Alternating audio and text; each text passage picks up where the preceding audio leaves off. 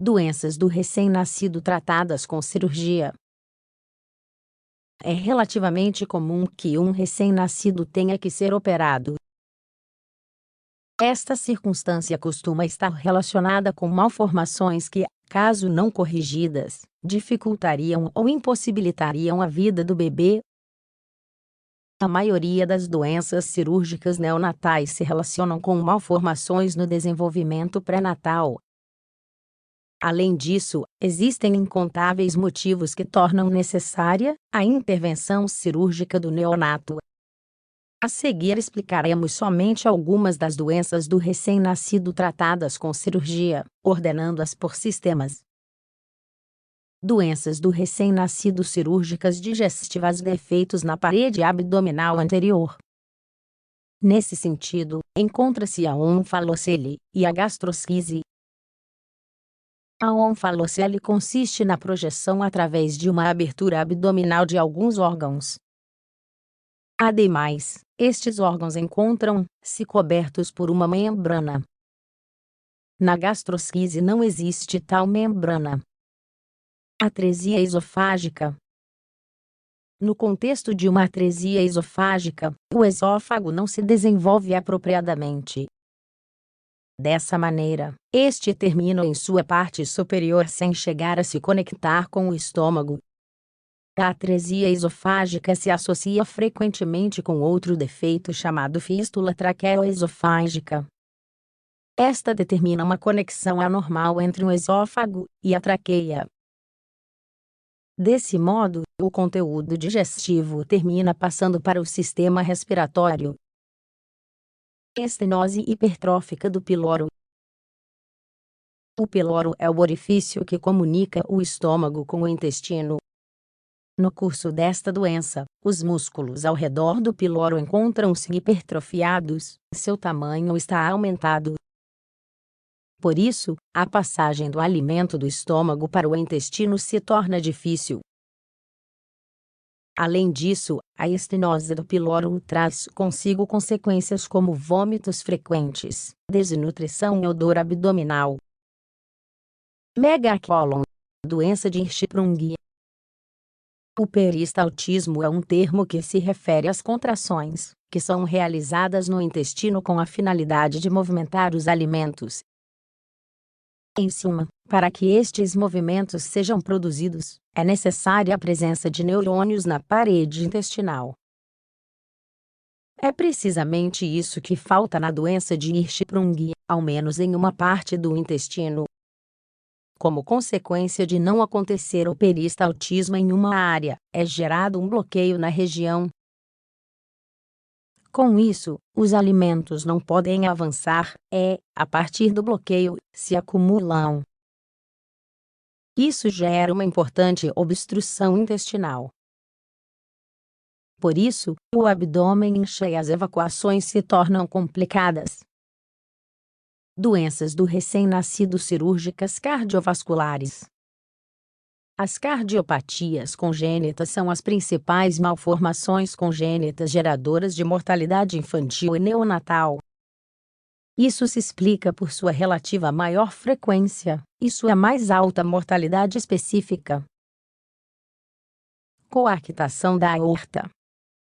A aorta é a artéria que leva o sangue do coração até a maioria dos vasos sanguíneos do organismo. Em resumo, uma coarctação da aorta se refere a um estreitamento pontual desta artéria, geralmente no início de seu percurso. Os sintomas dependem da quantidade de sangue que possa fluir através da coarctação. Se pode fluir de forma suficiente, não será diagnosticado até aproximadamente a adolescência. Caso contrário, o recém-nascido apresentará respiração rápida e problemas para comer. Além disso, poderá ficar sonolento e reagirá de maneira insuficiente ante estímulos. No caso de a coarctação ser muito grave, o neonato poderá apresentar insuficiência cardíaca e choque. Comunicação interatrial e interventricular. O coração conta com 2 átrios, direito e esquerdo, e 2 ventrículos de igual distribuição. Além disso, o circuito cardiovascular determina que nas cavidades esquerdas haja sangue oxigenado e nas direitas sangue sem oxigenar. Portanto, quando existe uma comunicação entre átrio ou ventrículo direito e esquerdo, estes dois sangues se misturam. Isso faz com que o oxigênio não possa chegar de maneira correta a todas as células. Desse modo, o neonato apresentará sintomas como dificuldade respiratória e falta de ar causado pela atividade, por exemplo, ao comer. Estenose pulmonar. Existem válvulas que dão passagem para o sangue do coração para as artérias. No entanto, pode acontecer um caso em que estas válvulas não possam se abrir totalmente. Isso é chamado de estenose de uma válvula. Neste caso acontece com a válvula que dá passagem para a artéria pulmonar, a que leva sangue não oxigenado para os pulmões para ser oxigenado. A maioria dos casos de estenose pulmonar são leves e são encontrados na auscultação do neonato. Doenças do recém-nascido cirúrgicas urológicas a anômalias da migração e da fusão. No desenvolvimento pré-natal, os rins são formados na parte baixa do abdômen. Mais tarde, ascendem até terminar na parte superior. Contudo, no trajeto podem surgir falhas, aparecendo as ectopias renais. Este termo se refere aos rins situados em lugares anormais. Além disso, os rins, enquanto ascendem, podem se encontrar. Dessa forma, é possível que se fundam, dando lugar a um único rim. Quando se unem na parte inferior, dão lugar ao chamado rim em ferradura, pela forma que adquire. Displasia renal multicística.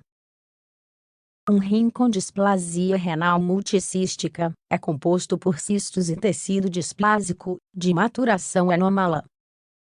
Dessa maneira, o rim não funciona e costuma retroceder em sua evolução. O ureter, o condutor que une o rim à bexiga, costuma aparecer estreito ou não chegar a se desenvolver. Doenças cirúrgicas do sistema nervoso ou hidrocefalia.